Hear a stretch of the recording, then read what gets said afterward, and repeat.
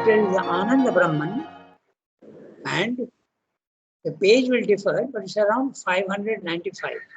If it is the CWSA, 595. SABCL, it is 569.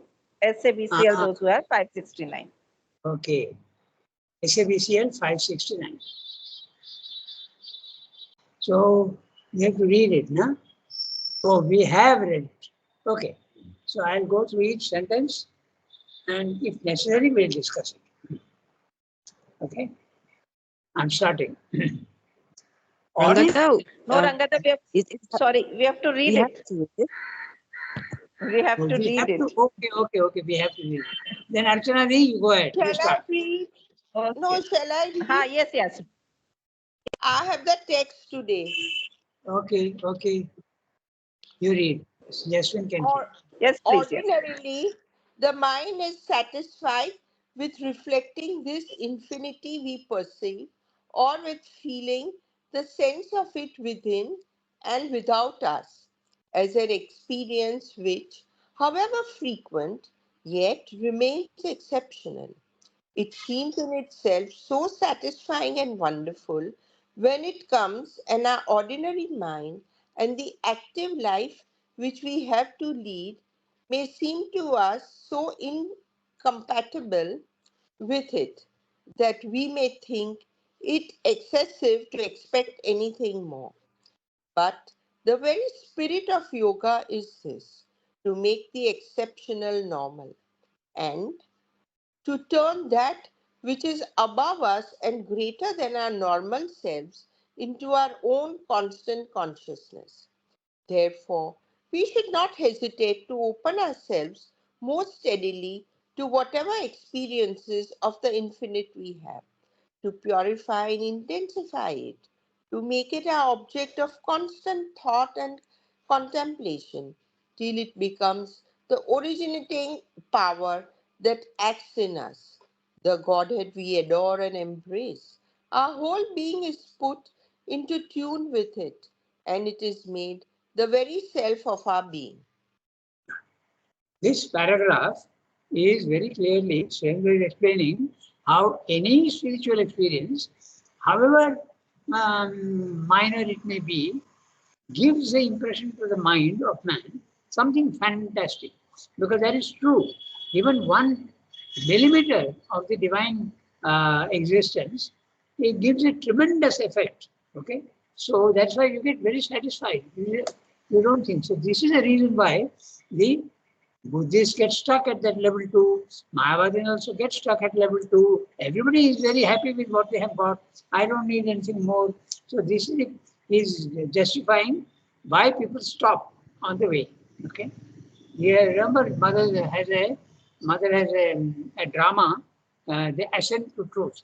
So at each level, one of the parties, there are 7 or 8 parties who are going up the hill, and all of them stop at one place or another saying, this is wonderful, this is what I want. So they go on stopping until finally only there are 2 people who go to the summit, and from there they jump down.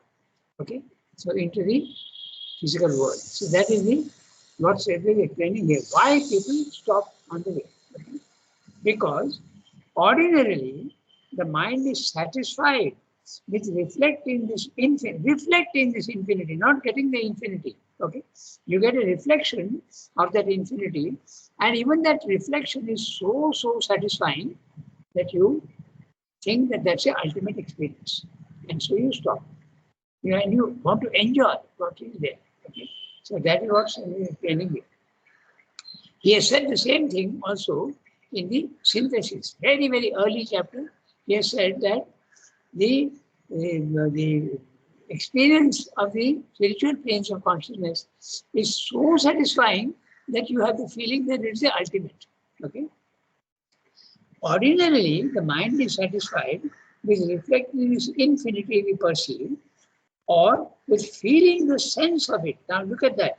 First of all, you perceive, it's already good. But even when you have a feeling, the sense of it, which is less than the perception, okay, of it within and without us inside. It may be purely an emotional or a thing within you. You may feel the experience within you, or you may see it in the universe. Okay, it's possible. When you look out into the trees and the sky and all that, you will get a tremendous sense of satisfaction. So that is without. So within us, psychological, without us, objective. Okay? As an experience, however frequent, yet remains exceptional. It becomes exceptional when you can even get a glimpse of it.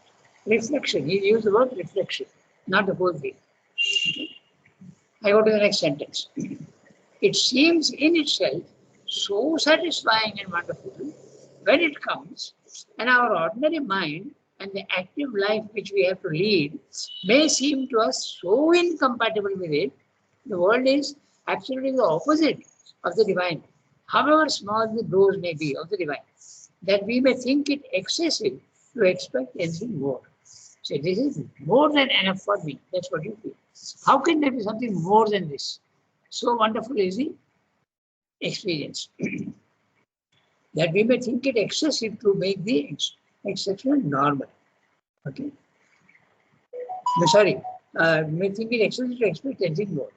But the very spirit of yoga is this, to make the exceptional normal.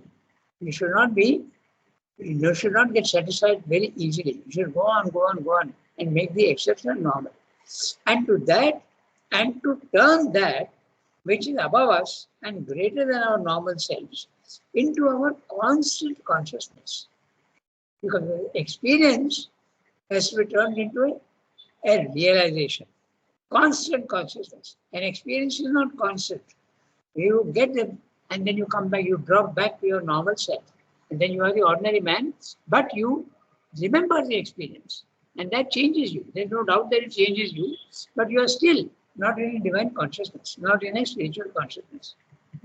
But you have to make that a constant consciousness. When you make it a constant consciousness, it's a realization. Therefore, we should not hesitate to open ourselves more steadily to whatever experience of the infinite we have, to purify and intensify it, to make it our object of constant thought and contemplation, till it becomes the originating power that actuates us. The Godhead we adore and embrace, our whole being is put into tune with it, and it is made the very self born being. Whatever experience you have, constantly think about it and constantly try to enlarge it. That's what Shelby is saying. We can go to the next sentence. Sorry. Our experience of it. So, Archana, you will read.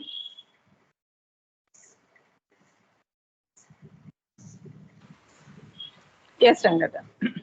Okay, go ahead. Our experience of it has to be purified of any mental alloy in it. Otherwise, it departs. We cannot hold it. And part of this purification is that it shall cease to be dependent on any cause or exciting condition of mind. It must become its own cause and self-existent, source of all other delight, which will exist only by it, and not attached to any cosmic or other image or symbol through which we first came into contact with it. Our experience of it has to be constantly intensified and made more concentrated. Otherwise, we shall only reflect it in the mirror of the imperfect mind and not reach that point of uplifting and transfiguration by which we are carried beyond the mind into the ineffable bliss. Object of a constant thought and contemplation, it will turn all that is into itself, reveal itself as the universal Ananda Brahma, and make all existence its output. If we wait upon it for the inspiration of all our inner and our outer acts, it will become the joy of the divine pouring itself through us in light and love and power on life and all that lives. Sought by the adoration and love of the soul, it reveals itself as the Godhead. We see in it the face of God and know the bliss of our lover. Tuning our whole being to it, we grow into a happy perfection of likeness to it. a human rendering of the divine nature. And when it becomes in every way the self of ourself, we are fulfilled in being and we bear the plenty. Yeah. So actually, Swami is almost repeating what he said in the earlier one, and he is going more into detail. So the basic idea is that you have to, when you get the experience, you should not be satisfied with that. You must always try to constantly make it a constant experience, thinking of it and enlarging it and all. And also it should become your permanent state of consciousness. It is not that when I think of it, then I get the ananda. It's not like that. It should be, the ananda should be there at all times. That would be the realization. So he is saying the same thing in different ways. Our experience of it has to be purified of any mental alloy. Now, the word alloy is used in metallurgy, and it means a mixing of two metals. Now, the mental substance is there. There is a vital substance, and there is also a physical substance. So, our mind is usually not very pure. It's an alloy of the Manomaya Purusha, Pranamaya Purusha, and Annamaya Purusha. Okay, so all these are there, kosha rather, not Purusha but kosha. So that has to be purified. Then the reflection in it will be not a reflection anymore, but a perfect realization. That's what I mean by alloy. Alloy means a mixture of the lower into the higher. Okay? But there is also sometimes a mixture of the higher into the lower. But it depends on how you are seeing and at which level you are. Okay? So, in it. Otherwise, it departs. There you are. It departs means it's only an experience and not a permanent state. Okay. So only if the mind is absolutely pure, then it becomes a realization. It stays and doesn't depart. We cannot hold it. And part of this purification is that it shall cease to be dependent on any cause or exciting condition of mind. Suppose I suddenly remember the experience of the ananda that I had, then I feel the ananda again. But that's it. It is dependent on the memory. That's what Swami is saying. It should not be dependent on any memory or any cause. It should be there, self-existent. By itself, it should be there all the time.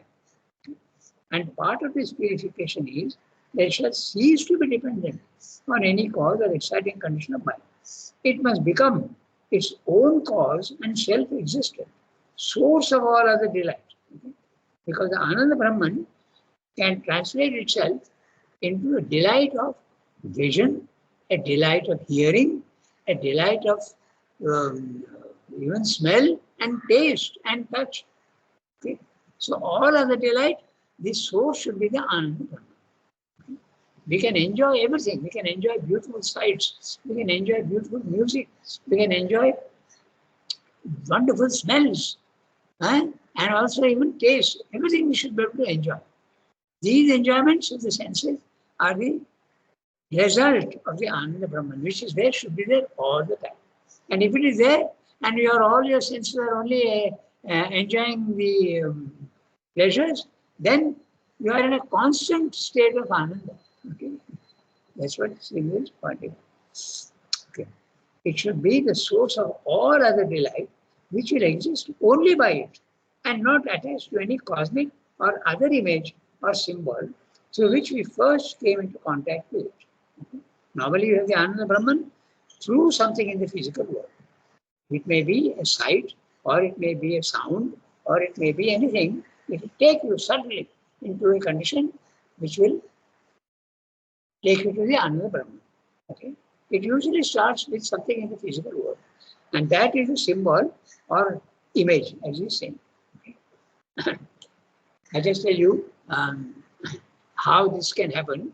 One day, when the marbling department was being opened, okay, the marbling department was inaugurated, and the name of the department was Harmony. So there's a passage in the Mother where harmony of thoughts, harmony of beauty, harmony of this, the word is repeated 3-4 times instead of those texts. And Mother was reading it out. Okay.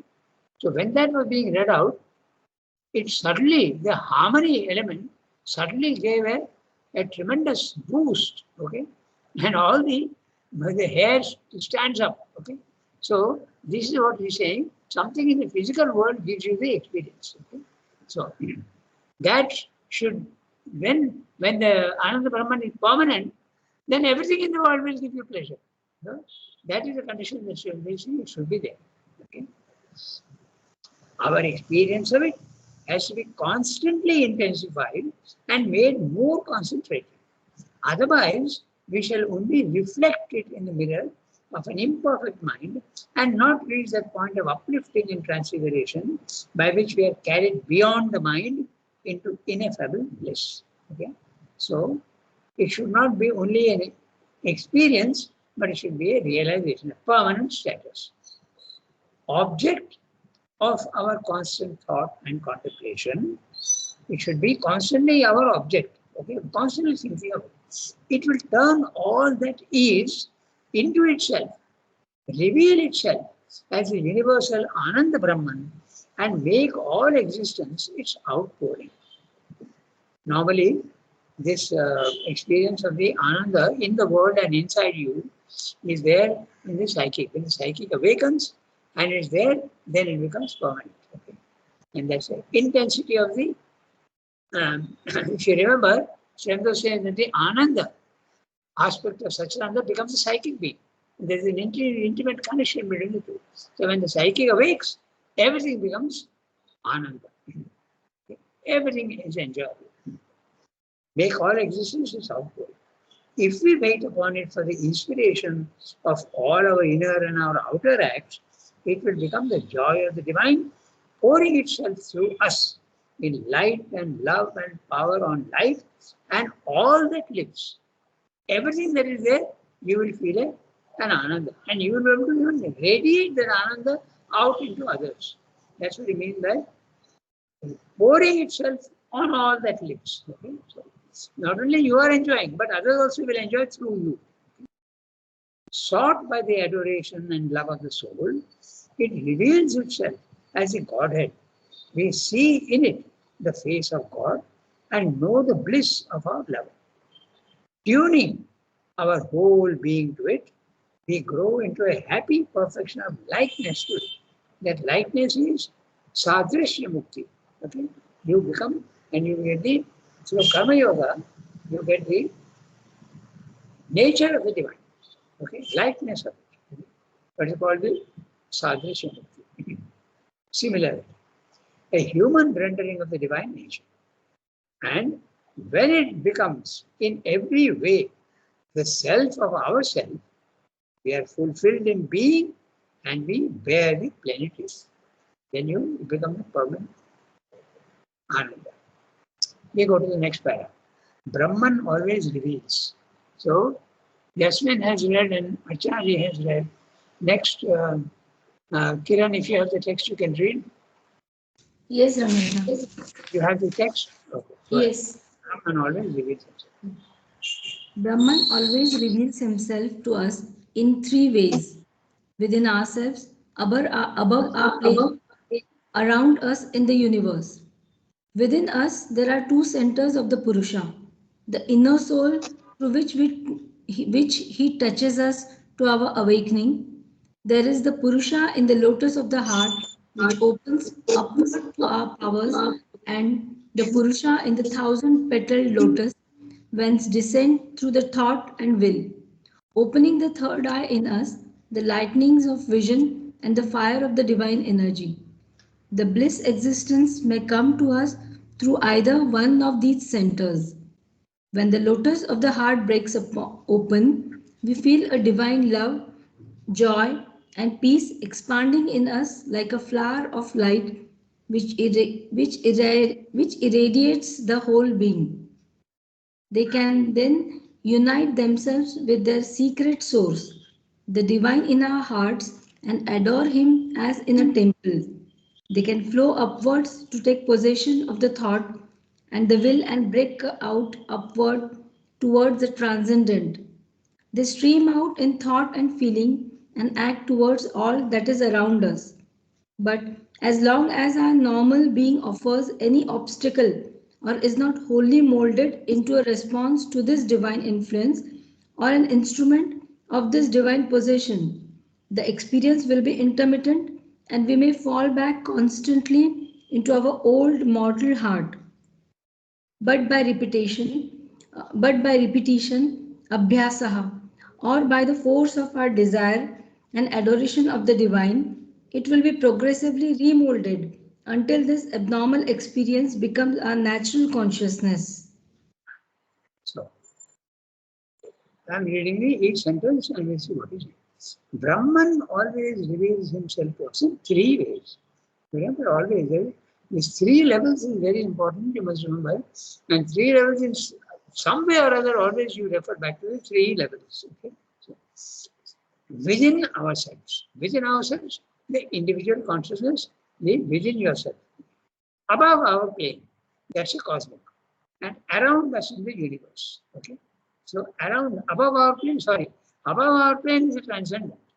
And around us in the universe is the cosmic. So we come back to that basic idea. The divine takes three poisons: transcendent, outside the universe, in the universe, cosmic, and in the individual. And that individual can be anything. It need not be only man. It can be animal. It can even be a stone. He is there everywhere. Three poisons the divine can take. Within us, there are two centers of the Purusha. The inner soul, through which he touches us to our awakening. There is a Purusha in the lotus of the heart, which opens upwards all our powers, and the Purusha in the 1,000-petal lotus, whence descend through the thought and will, opening the third eye in us, the lightnings of vision and the fire of divine energy. So, first, he has told us that the Ananda is there transcendentally, it is there universally, and it is there inside individually. And in the individually, there are two centers. One is the psychic being, which is calling the inner soul, and he is also calling it the Purusha in the lotus of the heart. The lotus word is because they use the chakra, okay? And these chakras, why do they call it a lotus? Because each chakra in the forehead, in the throat center, in the heart center, in the navel center, all these centers, the energy is in the form of a lotus, of a flower. Okay? Sometimes there are energy whirls going anti-clockwise, sometimes clockwise, and there are 6 petals, 4 petals, 2 petals, and things like that. At the highest level, 1,000 petals. That's why it's called the Sahasradala. Okay? So that is, he is referring to the self. Okay? So in us, there is a self outside at the top of the head, outside the body, and there is also the psychic being. Both can give you Ananda. That's what he's pointing out. Okay? So, there is a Purusha in the lotus of the heart, which opens upward all our powers, and the Purusha in the 1,000-petal lotus, whence descend through the thought and will, opening the third eye in us. The third eye is the center of the eyebrows. Okay? Vijay, Shiva's center of the eyebrow is what you call Trayambaka. Okay? So that is the, when this lotus of the eyebrow center opens, you start seeing certain things. Okay? Amar Kiran had a very interesting experience once, and he wrote to Sri Aurobindo, and Sri Aurobindo confirmed that it is the opening of the third eye. But it doesn't remain constant. You have the experience and it disappears. Okay? So he had an experience when he was there. He was with closed eyes. He saw a circular light, okay, like that, about the size of a 1 rupee coin, okay, like that, and it was bright. And he told Sri Aurobindo, what was that? So Sri Aurobindo told him, it's the opening of the third eye in the eyebrow center, and that makes you capable of seeing subtle things. Okay? So that's what Sri Aurobindo is talking about. The thought, whence descend through the thought and will, opening the third eye in us, the lightnings of vision, there you are, okay? Vision, you start seeing these subtle things, and the fire of the divine energy. The bliss existence may come to us through either one of these centers. It can come from the psychic being, it can come through the self. Okay. Now note the word bliss existence. The substance itself, which is bliss. We know that substance can be conscious of itself. We know that substance can also be a power. In fact, the maximum power of substance is in matter. Matter is existence, which is power. So it can be there, but this is the bliss. The bliss matter, bliss material, the bliss existence may come to us through either one of these centers. When the lotus of the heart breaks open, the opening of the psychic being, we feel a divine joy, love, and peace expanding in us like a flower of light, which irradiates the whole being. Irradiates, it sends its light into every corner. Okay? They can then unite themselves with the secret source, the divine in our hearts. Okay? The divine presence is there in the heart, and the psychic being, if it opens, it can join with the divine presence in the heart. Adore him as in a temple. They can flow upwards to take possession of the thought and the will and break out upwards towards the transcendent. So, psychic being, when it has the experience of the divine presence in the heart, can join the self. That's what he's pointing out here. Take possession of the thought and will and break out upwards into the transcendent. Not that it happens always, okay? But a psychic awakening can give you the corresponding ascent to the self. That is possible. They stream out in thought and feeling and act towards all that is around us. That's what happens. When it awakes the psychic being, you feel ananda in everything. But so long as our normal being offers any obstacle or is not wholly molded into a response to this divine influence or an instrument of this divine possession, the experience will be intermittent. It will come and go away, come and go away. And we may fall back constantly into our old mortal heart. But by repetition, abhyasa, or by the force of our desire and adoration of the divine, it will be progressively molded, or rather, is it remolded? Because I don't have the word Satan in my text. Until this abnormal It is remolded in my text. Huh? It is remolded, progressively remolded. Remolded until this abnormal experience becomes normal, becomes natural consciousness. So we can go down to the last para, today fourth para, when the other upper lotus is open. So Seema is the only one left now, except Sunki. But Sunki reads often, so I'm asking Seema to read. Yes. So Seema, if she has a That text, is- she can read. But if she is not there, then Sunki can read. Yes, I will read. I think Seema is not there, so we can Sunki can read. Yes, Dada. Yeah. Hello. You are Okay, there. Sinkidi. Okay, okay, Sinkidi, you can read. Okay, okay. Sinkidi, continue, please. Oh, so, Okay, Sunki, read.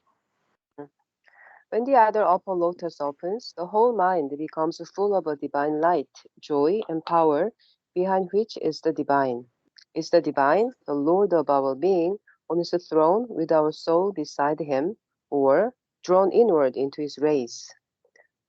All the thought and will become then a luminosity, power, and ecstasy.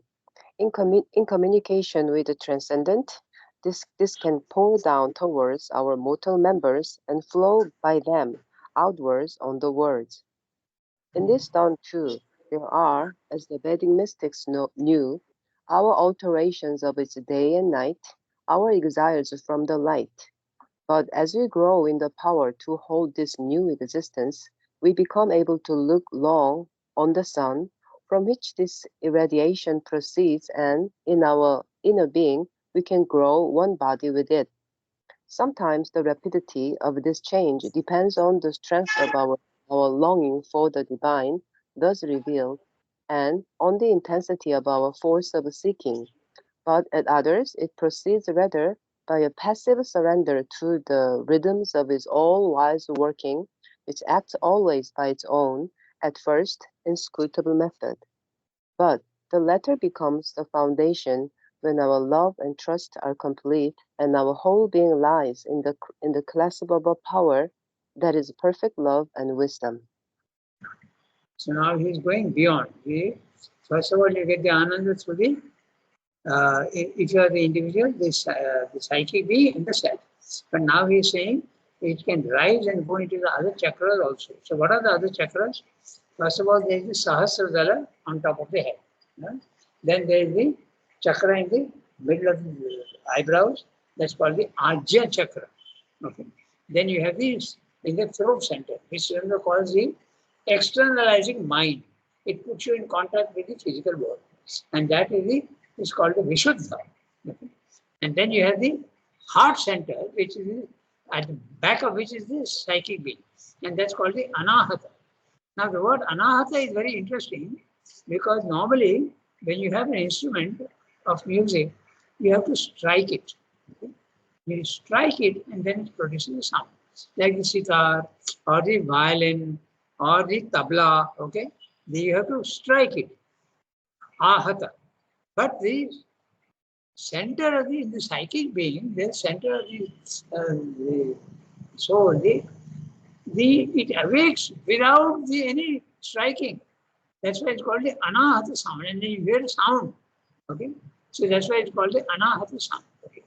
Anahata center. Then, so all these slowly one by one, they open up. And that's what Surendra is describing in this pattern. Okay? So we'll have a look at that. He's saying, when the other upper lotus opens, so that's what he's talking about, the Vishuddha, the Ajya chakra, and the Sahasradala. The whole mind becomes full of a divine light, joy, and power. Note all the three. Light is there, knowledge comes. Joy comes, Ananda is there, and power also is there. Okay? It's possible that there may be only light, and it's possible that there may be only joy or only power. All that is there. Okay? But sometimes if you start with the Ananda, the psychic being, then all these also can be there. The whole mind becomes full of a divine light, joy, and power, behind which is the divine, the Lord of our being on his throne. So when he is talking about the Lord of the being on his throne, obviously he is talking about the Purushottama, the Ishvara, at a third level, okay, with our soul beside him or drawn inward into his waves. So it's very interesting, the soul beside him, that means not perfect union, but the soul is beside you. Why? Because Ananda with the divine, you need to be separate to experience the Ananda. Na? So it requires two for love. That's why he's saying separate. With our soul beside him or drawn inward into his ways, that's the union. It can be both. It can be a relation or it can be a union. All the thought and will become then a luminosity, power and ecstasy. Again, he is repeating the same thing. In communication with the transcendent, this can pour down towards our mortal members. Which are the mortal members? Body, mind, life. And flow by them outwards onto the world. Okay. So, this is the wonderful experience that he is talking about. Okay. So, onto the world. And flow by them outwards on the world. You become a center, a propagation of light, power, and joy. In this dawn too, there are, as the Vedic mystics knew, our alternations of day and night. So even there, you don't get the Ananda Brahman immediately. It comes and goes, comes and goes. Alternations is day and night. Our exiles from the light. It's in the beginning, it's an experience. First time, it can never be a realization. Okay, that's what he's pointing out. But as we grow in the power to hold this new existence, we become able to look long on the sun from which this irradiation proceeds, and in our inner being, we can grow one body with it. Body, substance itself, your substance will be changed. Sometimes the rapidity of this change depends on the strength of our longing for the divine, how much aspiration you are having. Okay, and aspiration in the synthesis, he has used two interesting very words. Okay, He says intensity and amplitude. Okay. So intensity is a single pointedness of a very high, like electricity voltage. Okay. It's very high voltage, that's the intensity. But the amplitude is very similar to the electricity. And amplitude is a vast amount of current going through, but it's not concentrated. Okay. So it's very interesting what he's saying. In synthesis, he has given very clearly intensity and amplitude. So, you have also the same thing in the electricity. When you have to transport power from one place to another place through wires, you raise the voltage very high, because then there's no loss in the transmission. So I'm going a little, but it's interesting to note this. There's no loss in transmission.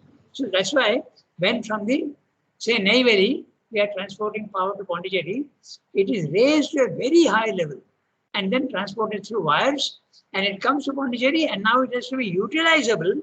We cannot utilize that high voltage. So you need a transformer to lower the voltage and bring it down to 400 volts. Then you can use it domestically. Otherwise, you can't use domestically. So it is using, it depends on the amplitude or the intensity. That's exactly what he's saying. See? He's saying, become cable. Sometimes the rapidity of this change depends on the strength of our longing. And the strength of our longing is the amplitude and on the intensity of our force of seeking. It may be for a very short time, but it can be very, very pointed, very high demand. Okay? But it may last only for a very short time. The other one, amplitude, it lasts a long time, but it's not that sharp. Okay? Both these experiences are possible. Okay? They relying for the divine thus revealed, and on the intensity of our force of seeking. But at others, it proceeds rather by passive surrender to the rhythms of his all-wise workings, which acts always by its own, at first inscrutable method. But these things are not normal. Normally, you go steadily, little by little. That's what he's pointing out. It depends on the proceed by rather passive surrender. The surrender is not only active, okay, it's passive to the rhythms of his all-wise working, which acts always by its own or at first inscrutable method. Why is it passive? Because if it is active, it may, you know very well that high voltage will burn you. So you have to bring it down, and it has to be passive. Very steady passive surrender is always recommendable. Okay? But if you have a very intense moment, okay, it can cause problems. It can cause problems. It can shatter you. You may not be in a position to support that intensity. Then there can be a calamity also. I told you now once about that boy who threw that javelin, and he made a very strong movement towards God and said, give me the mother, he prayed, give me the strength. And he pulled that force. But it was too much. And he lost his balance. For the rest of his life, he lost his balance. He is not there now in the ashram, he is gone, but he used to be in our group. So that's why it should be a passive surrender, a very steady, slow movement. Okay. That's what it is. Always by its own first inscrutable method. You can't understand why divine is doing that. But the latter becomes the foundation when our love and trust are complete and our whole being lies in the clasp of a power that is perfect love and wisdom. Okay, so today we've done 4 paras, huh? So, and all very small paras, but wonderful text. Okay, I hope you all enjoyed it. Although we may not be in the Brahman consciousness, Ananda consciousness, but we can certainly enjoy the text, what's in this. Okay, it's time, so I have to stop today. And I wish all of you a very nice day. Okay? Thank you, Rangada. Okay. Blessings.